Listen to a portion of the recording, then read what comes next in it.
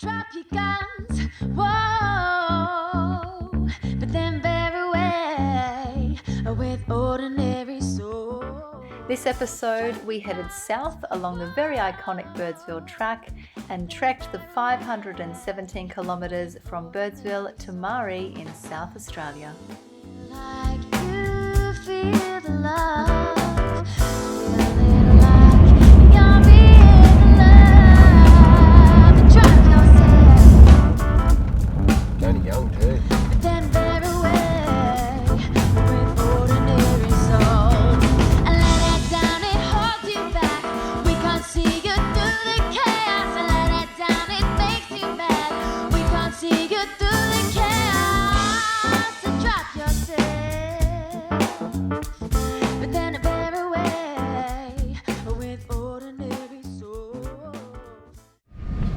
We're somewhere on the Birdsville Track. Actually, we're at Tipperpilla Bush Camp. And we stopped here because there's toilets, and they're flushing toilets.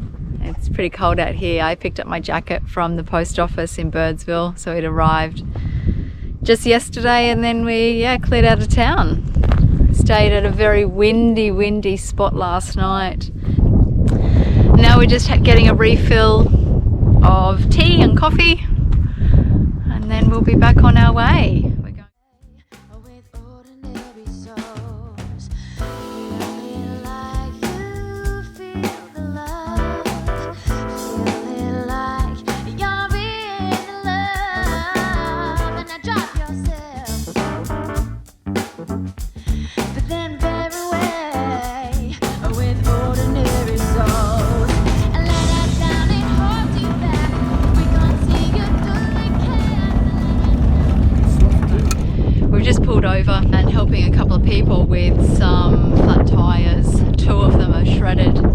They don't have a second spare. They've only got one spare. Anyway, they're going to be stranded without a tyre tonight or for a little while. We do a good deed for the day and then go to the pub and have a well-earned hot shower. Vodafone, 2 litres of water. They did a couple of tyres in half an hour. Not even carrying a proper jack. Factory tyres, you do these sort of roads, you've definitely got to get even all terrains just to give yourself that little bit of chance. Everything that you shouldn't do is being done. Slow down, he was doing 100k.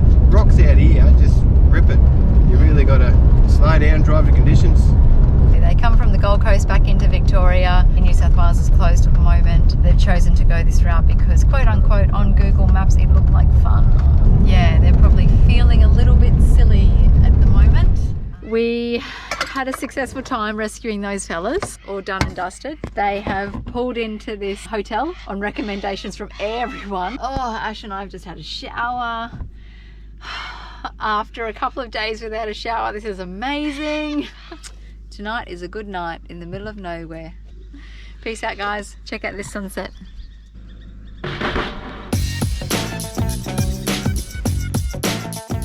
And a good night it definitely was. We even had someone draw a cartoon of us all. The next day we had a bit more of a look around this beautiful pub, the Mungarani Hotel, before having another swing of golf and heading further south.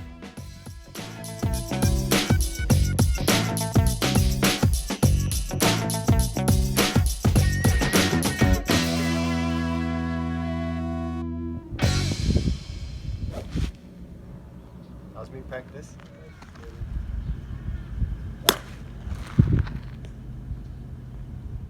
Well, we're all finished up for the morning.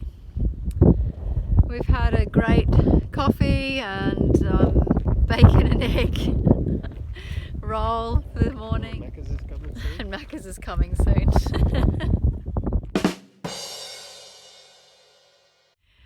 Really fantastic, genuine outback hospitality, outback pub. Yeah, really good. Back on the road again, we were pretty excited to see what else the Birdsville Track had to offer.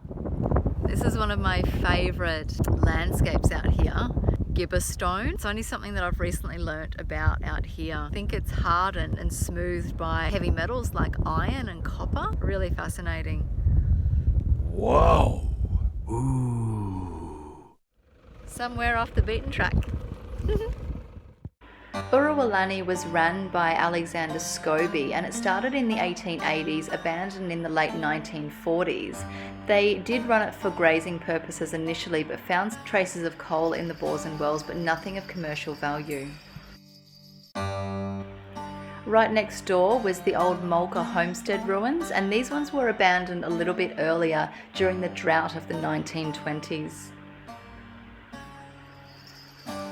Lucky last in the row of three was the Apatagani homestead, also run by Alexander Scobie, similar lifespan as the old Mulka ruins, 1880s, and abandoned during the drought of the late 1920s.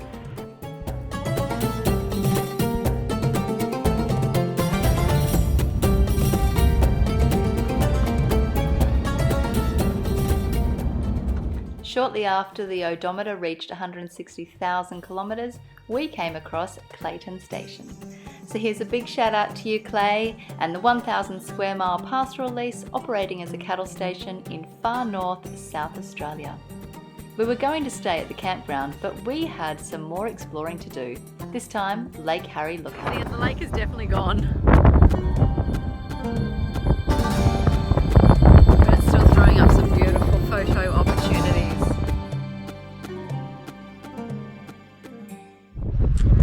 Hey guys, we are at Lake Harry Ruins, somewhere a little north of Marree, so we're heading there now. We've seen heaps of ruins today. This is the fourth one, and by far the best. Would you say the best? Yeah. But this one's, I guess, this one still has quite a lot of building material still in play. The sun's setting. Gosh, we just capture the most beautiful colours out here. It's just so easy to capture a good photo. It's just beautiful. This must have been the fireplace. Gosh knows what any of this part was. That we don't really know a lot of history about it. It looks like zebra stone there. Look. That's it. Look at that render.